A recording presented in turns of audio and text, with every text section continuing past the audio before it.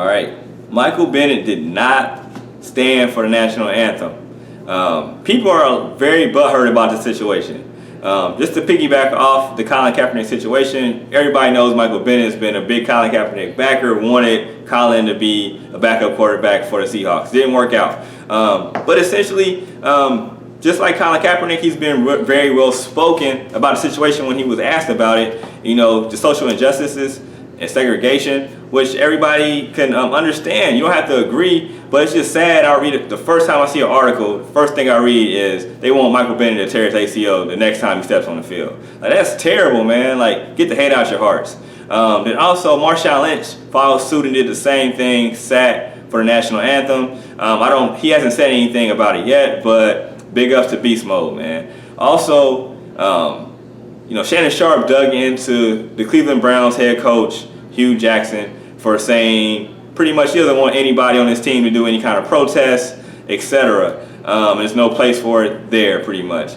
And as an African-American person, Shannon Sharp took offense to that. And I mean, I kind of do too. It's like, man, they don't have anybody that's doing it now, but essentially, like, if they do it, what's so wrong with it? I mean, it's a harmless protest. It's just bringing light to something that needs light.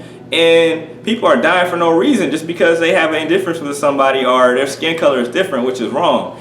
So for somebody to bring light to that, that's good. We need more people to bring light to it. And it's not everybody that's making this bad. Just think about the Charlottesville situation. Somebody gets killed. Somebody loses a family member just because they have a different view on things.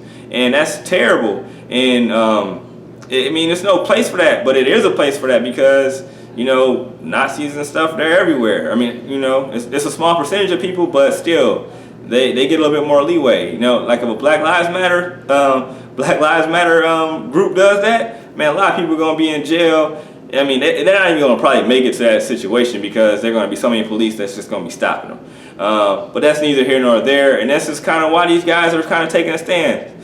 Big up to them having this platform because the NFL doesn't allow these guys to really be individuals and do this because just like Colin Kaepernick isn't playing right now, luckily the people like Marshawn Lynch, Malcolm Jenkins, who's holding his fist up every time on national anthem, and Michael Bennett that just did it, these guys are well off enough where they can kind of take that chance. I know people that are rookies and don't have that stability can really do it, but I respect these guys for using their clout in the NFL game to be able to do this.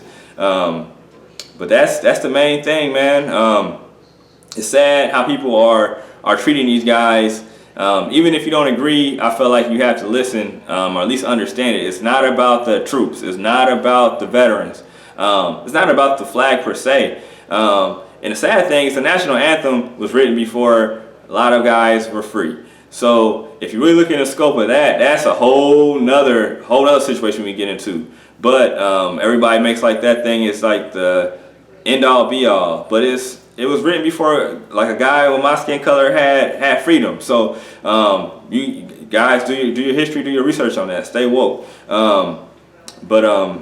Yeah, man, big ups to these guys. Make sure you follow me on Twitter at _JT_Smith or at Front Office News. And follow this page and meet us in the comments. Let us know if you agree or if you disagree about the situation. But we can have a respectful conversation. Everybody's not going to have the same opinion, and that's cool. But I'm signing out.